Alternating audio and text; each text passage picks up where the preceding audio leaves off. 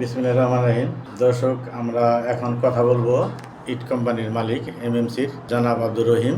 ওনার বিরুদ্ধে একটি অভিযোগ করেছে কেবিসির ম্যানেজার আবুল হোসেন। সেটা বিএমটিভিতে ফেসবুক পেজে প্রচার হয়েছে। তো এই বিষয়ে আমি এখন জনাব আব্দুর রহিম সাহেবের কাছে জিজ্ঞাসা করতেছি যে ঘটনাটা আপনি শুনেছেন, দেখেছেন, তো এই বিষয়ে আপনার টোটাল যে ঘটনাটা ঘটেছে, ইটখোলায় পরিবেশ অধিদপ্তর থেকে ম্যাজিস্ট্রেট এসে জরিমানা করেছে, তো এই সম্বন্ধে আপনার বক্তব্যটা কি, এবং উনি যে বক্তব্যটা দিয়েছে আবুল কেবিসি ম্যানেজার, সেটা সঠিক কিনা, এই ব্যাপারে আপনার বক্তব্যটা আপনি তুলে ধরেন। বিসমিল্লাহির রহমানির রহিম।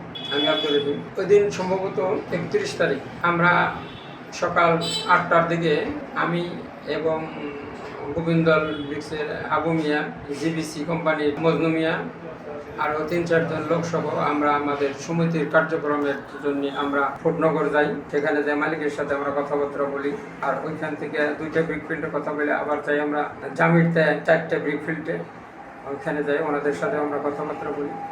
তারপরে আরইপিতে যখন যাই, ঠিক এই সময় ডবলবি ঢাকার মালিক ওই ভাই আমাকে ফোন দেয় যে ভাই কয়েছেন। আমি বললাম কেন? পরে কয় যে না, আপনার তো একটু বিশেষ প্রয়োজন, আমার খোলায় মানে পরিবেশ অধিদপ্তর থেকে মোবাইল কোড আসছে, আমার ম্যানেজারে তো ধরে নিয়ে গেছে, তা আপনি একটু আসেন। পরে বললাম যে আমি তো অনেক দূরে আসছি, কি করা যায়? পরে কয় না, আপনি চলে আসেন। পরে আমরা আমার সঙ্গেও আরও 4-5 জন খোলার মালিক সহ আমরা দ্রুত গতিতে চলে আসি। ইতিমধ্যে ওনারা কেএফসি ব্রিক্সে ওই টিম ঢুকে পড়ছে পরিবেশ অধিদপ্তরে। পরবর্তীতে কেএফসি ব্রিক্সের মালিকও আমার সাথে কথা বলে যে ভাই একটু আসেন। পরে আমরা যে কথাবার্তা বলি, ওনারা অলরেডি ওইখানে কেএফসিতে 4 লাখ টাকা জরিমানা করার পরে ওইখানে আমরা বসে থাকি। ইতিমধ্যে কেবিসি মালিককে ফোন দেয় ওনারা বারবার, পরে মনে হয় ফোন রিসিভ করে নেয়, বিধায় আমাকে বললো যে আপনি একটু ফোন দেন। পরে আমি ফোন দিই, ফোন দেওয়ার পরে উনি আর ফোন রিসিভ করে নাই। কেবিসি মালিক বড় ছেলে রিসিভ না করাতে পরবর্তীতে আমি ওই বসে ওনাদের সাথে আমরা ওই মোবাইল টিম ওইখান থেকে চলে যাই, কেবিসিতে যাই। আমি ওইখানে বসে ওনাদের সাথে গল্প করি। তখন আমাদের ক্ষুধা লাগছে দেখে আমরা আবার চলে যাওয়ার জন্য গাড়িতে উঠছি, আমার নিজের গাড়িতে। এইখানে ওই আবুল, কেবিসির যে ম্যানেজার আবুল, সে বলছে যে রহিম ভাই ওনার ম্যাজিস্ট্রেটের গাড়িতে উনি আসছে। আসলে ওটা ম্যাজিস্ট্রেটের গাড়ি না, ওটা আমার নিজের গাড়ি। আমরা গেছিলাম চান্দর ওইখানে। পরে ওই কেবিসির ছেলে আমার ফোন দিয়ে বলে যে ভাই আমার খোলায় যে মোবাইল টিম আসছে, আমার তো জরিমানা করছে 8 লাখ টাকা, ভাই আপনি একটু আসেন, দেখেন একটু কনসিডার করা যায়। তখন আমি ওনার খোলায় যাইয়া পরিবেশ অধিদপ্তরের যে মানিকগঞ্জের যে প্রধান, ওনার সাথে আমি কথা বলি। বলার পরে উনি বলতেছে যে এটা তো আমার তো কিছু করার নাই, ম্যাজিস্ট্রেট আছে, আপনি ওনার সাথে কথা বলতে পারেন। পরে আমি এবং ওই কেবিসির যে ম্যানেজার আবুল, 2 জন সহ আমরা ওনার কাছে খুব বড় জোরে রিকোয়েস্ট করি যে কেবিসির মালিক উনি অসুস্থ এবং ওনার ছেলেও অসুস্থ, তার 2 জন লোকই অসুস্থ। এখন আপনি যেভাবে জরিমানাটা বলতেছেন, এটা দেওয়া তো স্যার সম্ভব না, এটা কনসিডার যদি করেন তাহলে ভালো হয়। তখন উনি বললো কি যে ঠিক আছে, তাহলে 2 লাখ টাকা আপনি কম দেন, 6 লাখ টাকা দেন। 6 লাখ টাকার এই কথা বললো। বলাতে আমি বললাম যে স্যার যেটা বলতেছেন স্যার আসলেও এটাও সম্ভব না, এটা কনসিডার করুন লাগবে। তখন বললো কি যে আপনি করেন, টাকা আনতে বলেন, আগে টাকা আনতে বলেন। তো ওনারা কেবিসির যে মালিক আবুল, ম্যানেজার আবুল, তখন উনি ফাঁকে আমরা 2 জনের কথা বলি। তখন বললো যে ভাই টাকা তো আনতে হবে আমাদের এই গাবতলী থেকে। উনি বিভিন্ন জনের কাছে ফোনে যোগাযোগ করতেছে, ওই টাকা জোগাড় করতেছে কি না করতেছে, উনি ফোনে কথা বলতেছে। পরে আমি বললাম যে এই টাকা কিভাবে আনবেন? বললো যে আমরা ইট অগ্নি বিক্রি করে তারপরে টাকা আনবো। তখন আমি ওনাকে বললাম যে আমরা তো 26শে মার্চের টাকার জন্য বিভিন্ন অ্যাপ্লাই করতেছি, তো আপনি ওই আমাদের 30,000 টাকা আমাদের মালিক সমিতির জন্য বেশি নিয়ে এসেছেন।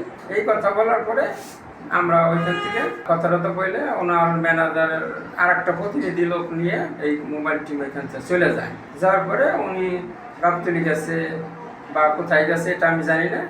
উনি আমার পরে ফোন দিচ্ছে যে রবি ভাই টাকা তো 5 লাখ ব্যবস্থা করছে। আর বললাম এখন তো বিকাল হয়ে গেছে, দেখেন গে 3 লাখ টাকা নিয়ে যান গে, নিয়ে দেখেন গে যে কষ্ট করে একটু হাত ধরে যেভাবে দিয়ে পারেন না।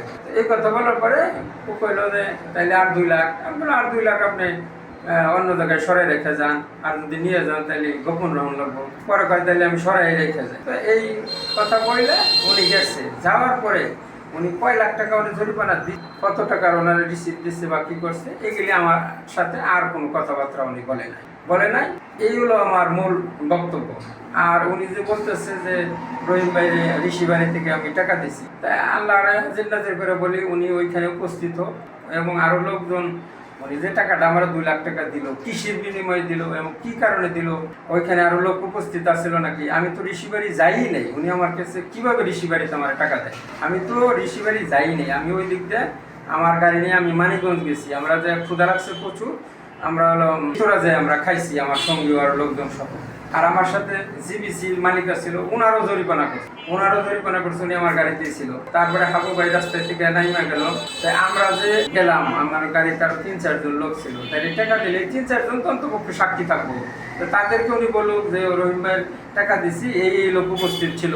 আর আমি তো ওই রোডে যাই নাই, এটা সম্পূর্ণ মিথ্যে এবং বানোয়ার।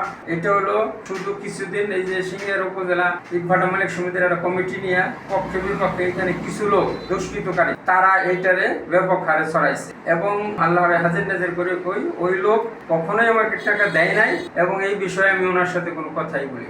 এই আমার মূল বক্তব্য। আচ্ছা, উনি যে বললো যে কমিটি সম্বন্ধে কথা বললো, বর্তমান কমিটির আহ্বায়ক নাকি ইলিয়াস হোসেন, তো আপনি সভাপতি দাবি করতেছেন, কোনটা মনে করেন? না, বর্তমান আগের যে কমিটি ছিল সেই কমিটিটা বিলুপ্ত করছে ইট খোলার সকল মালিকরা সমন্বয় করে। পূর্বের কমিটিতে আমাদের কোনো ইটভাটার মালিকও কোথায় কোন টাকা দিছে না দিছে কোনো হিসাব নিকাশ কিছুই দেয় নাই।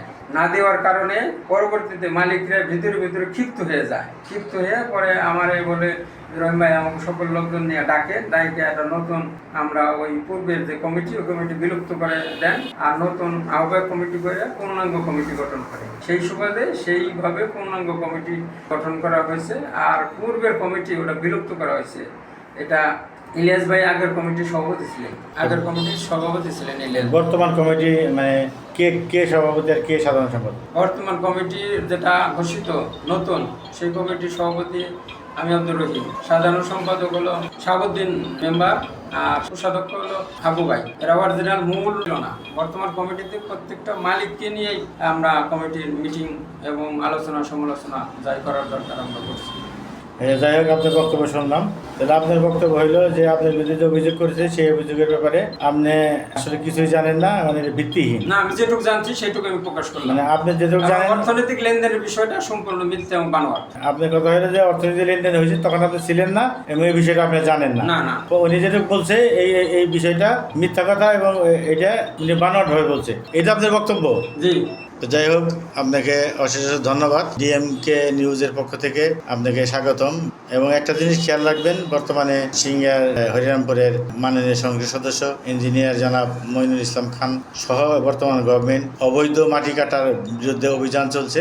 সেই বিষয়ে ইটখোলার মালিক সমিতি যারা আপনারা আছেন, যেহেতু আপনি সভাপতি, আপনাকে অনেক সতর্ক থাকতে হবে এবং সবাইকে সজাগ করতে হবে যাতে অবৈধ কোনো মাটি কাটা সিন্ডিকেট আপনাদের সাথে জড়িত না হয়। বৈধভাবে যেটা করা যায় আপনারা সেটাই করবেন। এটাই জনাব ইঞ্জিনিয়ার মইনুল ইসলাম খান শান্ত ভাইয়ের অক্লান্ত ইচ্ছা এবং বর্তমান প্রধানমন্ত্রী তারেক রহমান পরিবেশ রক্ষার সাথে এই উদ্যোগ গ্রহণ করেছে। সেই উদ্যোগের সঙ্গে হলো আপনারা আপনাদের সহযোগিতা পেলেই এটা অ্যাক্সেস করা সম্ভব। আমি আরেকটা কথা বলতে পারি? হ্যাঁ, বলুন। মানে আমরা বিগফিল্ড মালিকরা যে মাটি কাটা নিয়ে যে সমস্যা করে সেই ব্যাপারে আমরা নিজেরাই আলোচনা করছি মালিকদের সাথে সমন্বয় করে, যে বর্তমান প্রধানমন্ত্রী যে তারেক সাহেব উনি আর চিন্তাধারা যে খাল খনন, আমরা এই খাল খননের সাথে আমরাও একমত। বিভিন্ন ইউনিয়নগুলোতে খাল যে ভরাট হয়ে গেছে, এই খালগুলো যদি খনন করা হয় সেই ক্ষেত্রে আমরা টেন্ডার দিয়ে আমরা এটা ওই খাল মাটিগুলো আমরা ক্রয় করে নিয়ে আমরা বিভিন্ন ব্রিকফিল্ডে ব্যবহার করতে পারি। আদার্স যদি কোনো মাছ ঘাট প্রোডাক্ট করা লাগে সেগুলো করতে পারবো। তবে এটা হইলে মাটির অনেক কয়েক বছরের সমস্যার সমাধান হয়ে যাবে, খালও খনন হয়ে যাবে এবং মাটিরও সমাধান হবে। আর আমরা হলো বর্তমান সিংহের এবং হরিরামপুরের যে মাননীয় সংসদ সদস্য, উনি অত্যন্ত ভালো মাপের মানুষ। উনি আমাদেরকে কোনো ধরনের এই ব্যাপারে বলছে যে কৃষি জমি মানে মাটি কাটা যাবে না, 3 ফসলের জমি মাটি কাটা যাবে না, এই ব্যাপারে উনি আমাদেরকে দিক নির্দেশনা দিচ্ছে। আমরা সেই ব্যাপারে ওনাকে বলছি যে খাল খননের মাটিটা যদি আমরা বিক্রির মালিকদের নিতে পারি। সেই ক্ষেত্রে আমরা গভর্নমেন্ট যেহেতু এই ব্রিকফিল্ড এখনও বন্ধ করে নাই, এটা জিগজাগ পদ্ধতির যে ব্রিকফিল্ডগুলো এগুলো এখনও বন্ধ করে নাই, সেই ক্ষেত্রে ওই মাটিটা আমরা নিলে আমরা আমাদের ব্রিকফিল্ডের কার্যক্রম কাঁচামালের যে মাটিটা সেটা আমরা ওইখানে ব্যবহার করতে পারবো। ধন্যবাদ আপনাকে, আপনার জন্য শুভকামনা রইল। আল্লাহ হাফেজ।